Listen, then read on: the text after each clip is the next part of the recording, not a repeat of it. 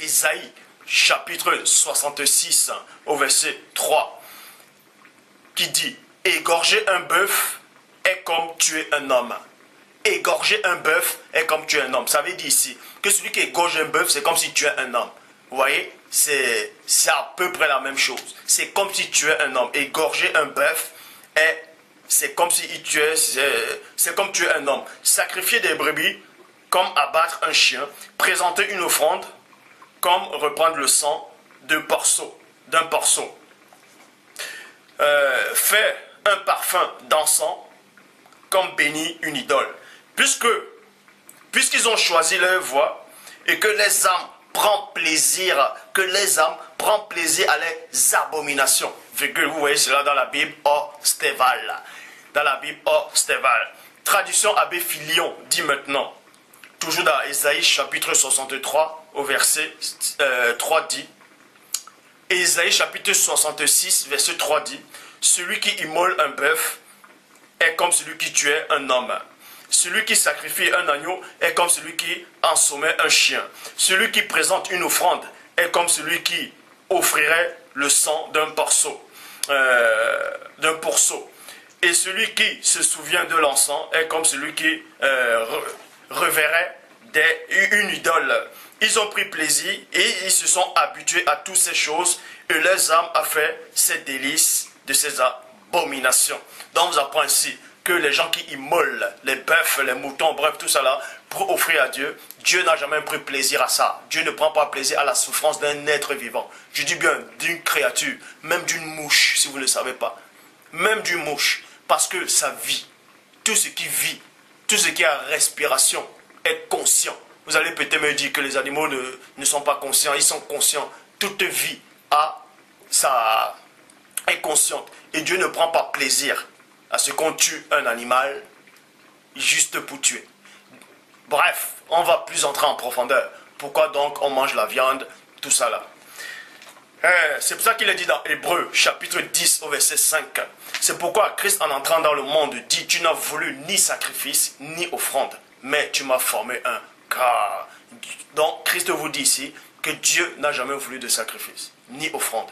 Mais on vous apprend également dans le Nouveau Testament, dans l'Ancien Testament, dans Genèse 4, que Abel a offert un sacrifice, donc il a tué un animal, il a donné à Dieu et Dieu était content, Dieu a pris plaisir à ça. Mais Christ vient vous dire le contraire ici, que Dieu n'a jamais pris plaisir à ça. Dieu n'a jamais pris plaisir au sang versé. Vous croyez qu'on va égorger un mouton comme ça là, le mouton crie, ressent la douleur, et puis Dieu prend plaisir à cette douleur là. Mais réfléchissez, il faut réfléchir, réfléchissez. Hein?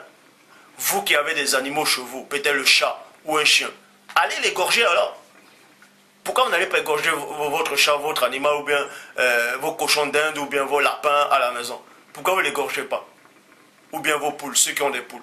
Pourquoi vous ne les égorgez pas? Parce que vous les aimez. Vous croyez que Dieu n'aime pas les animaux? Dieu aime ses créatures. C'est Dieu le Père qui les a créés, qui les a donné l'être, le mouvement, la respiration. Verset 6 d'Hébreux 10 dit ceci. Tu n'as agréé ni holocauste, ni sacrifice pour le péché. Maintenant, les gens vont dire, ceux qui n'ont pas de connaissance, vont dire, non, Dieu a refusé ces genres de sacrifices par rapport uniquement au péché. Non. C'est pour ça qu'il est dit dans le verset 8 d'Hébreux 10.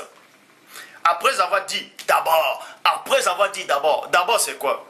Hein? Il a dit premièrement, avant de parler du sacrifice pour les péchés. C'est pour ça qu'il a dit, après avoir dit d'abord, tu n'as voulu et tu n'as agréé ni sacrifice ni offrande. Virgule, il y a une virgule. Donc Dieu n'agrée pas les sacrifices et les offrandes qu'on lui offre. Parce que Dieu n'aime pas le sang versé. Dieu n'aime pas le sang versé.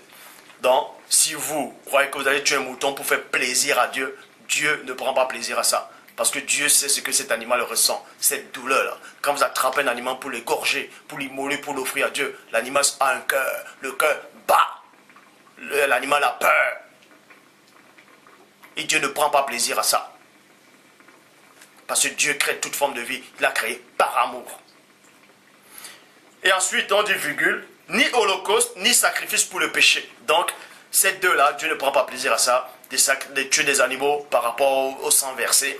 Vous pouvez voir dans l'Ancien Testament, on dit, ou soi-disant, il est écrit que Dieu a dit à Moïse, à Aaron, de tuer le bouc, de prendre le péché des enfants, Bref, il y avait des immolations par rapport au péché. On effaçait le péché et puis ça se renouvelait à chaque fois. Je vous le dis, je le répète et je pèse mes mots. Dieu n'a jamais approuvé ça. Dieu n'a jamais approuvé ça. Je le dis. Dieu n'a jamais approuvé cela. C'est pour ça que Christ est le bon berger. Il donne sa vie pour ses brebis. Je vais vous donner une révélation. Je vais vous donner une révélation. Vous allez peut-être dire que Dieu a tant aimé le monde qu'il a donné son Fils, afin que quiconque croit en lui ne périsse pas, mais que la vie éternelle. Donc, Dieu a permis que le Christ vienne saigner. Donc, que Dieu a pris plaisir que Christ meure. Non. Christ est le bon berger. Le bon berger, c'est quoi? Il a les brebis, les moutons, les chèvres, tout ça là. Et c'est lui qui donne la vie pour ses brebis. Alors qu'on vous apprend que Abel, lui, l'a tué. On vous dit, Abel, lui, l'a tué les agneaux. Abel a tué des animaux pour l'offrir à Dieu. Mais Christ lui meurt pour ses animaux. Il meurt pour ses brebis. Donc, à chaque sang versé, que ces animaux ont reçu l'agonie. Tous ces animaux-là, Christ maintenant, que ce soit les animaux, ça c'est les mystères cachés de Dieu. Que ce soit les animaux qu'on a égorgés dans l'Ancien Testament, les hommes qu'on a tués, tout ça là, tout ce mal-là, maintenant là, Christ a repris cela. Vous voyez, toute la douleur que ces gens-là ont souffert, Christ a repris cela. C'est pour ça que lui aussi, il est passé sur le poteau. Il est passé sur le bois. C'est pour ça que son sang aussi a été versé. Est-ce que vous comprenez les mystères? Dans la facette que vous voyez là, on dit que Christ est mort pour l'humanité, pour les humains. Mais il est le berger. Il donne sa vie pour ses brebis. Il donne sa vie pour ses brebis. Et dans les brebis, c'est quoi? Il y a, premièrement, il y a des animaux et aussi des humains. Mais ça ne veut pas dire que les animaux doivent croire en Christ pour être sauvés. Là, on entre dans un autre domaine qui est réservé aux hommes spirituels. C'est pour ça que Christ, pendant le sabbat, quand il guérissait tout ça, il prenait toujours la compassion, il dit, mais si non a un animal, son animal tombe peut-être dans le trou, il ne va pas le secourir. Il ne va pas le secourir. Alors, il va secourir parce qu'il aime l'animal, alors pourquoi égorger les animaux? Bref, Genèse 8, non, Hébreux chapitre 10 au verset 5, dit, tu n'as agréé, tu n'as voulu ni sacrifice ni offrande, mais tu m'as formé un corps. Verset 6, tu n'as agréé ni holocauste ni sacrifice pour le péché. Verset 8, après avoir dit d'abord, tu n'as voulu et tu n'as agréé ni sacrifice ni offrande, virgule, ni holocauste ni sacrifice pour le péché. Vous voyez, ni sacrifice pour le péché. Maintenant, Actes des Apôtres, chapitre 10 au verset 13, vous allez voir que Pierre, Képha, il était en train de méditer, parce qu'il avait faim en fait. Il a eu un songe. Il a vu, dans d'autres versions on dit une corbeille, dans d'autres on dit un panier, dans d'autres on dit une soucoupe volante. Oui, je vous le dis. Dans d'autres versions on dit il y a une soucoupe qui est descendue. Et une nappe est descendue, dans d'autres versions. Il y a des animaux de toutes sortes qui ont apparu là. Et dans Acte 10, 13 qui dit, une voix lui dit, lève-toi, virgule, Pierre, tue et mange. Tue et mange. Vous voyez? Des gens vont dire, oui, mais Dieu a autorisé ça, de tuer ces animaux-là. Dieu a dit, il faut tuer ces animaux-là, parce qu'il a dit ça à Pierre. Vous allez comprendre que Dieu ne parlait pas à Pierre de tuer des animaux. C'est-à-dire, ces animaux-là, c'était un enseignement. Ce songe-là que Pierre a eu, c'était une vision. Parce que si, dans votre compréhension humaine, vous pensez que c'était des animaux qui étaient réels, faits de chair et de sang, on vous dit que c'était une vision. Depuis quand? C'était un songe. Depuis quand, Pierre, un songe c'est quoi? Vous croyez qu'un songe, quand vous voyez quelqu'un dans un songe, vous croyez qu'il est fait de chair et de sang?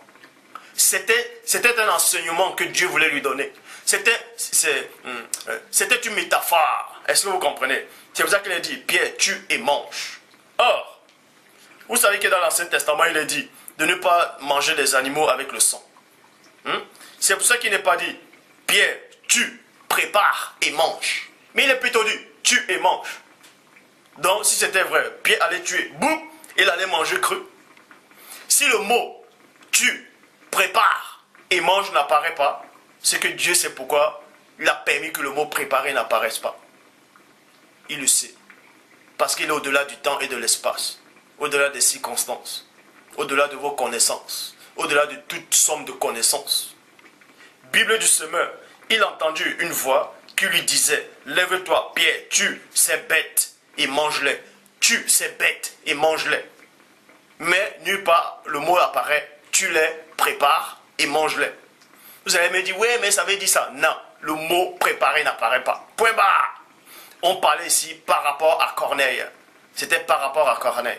Vous voyez? C'était un enseignement.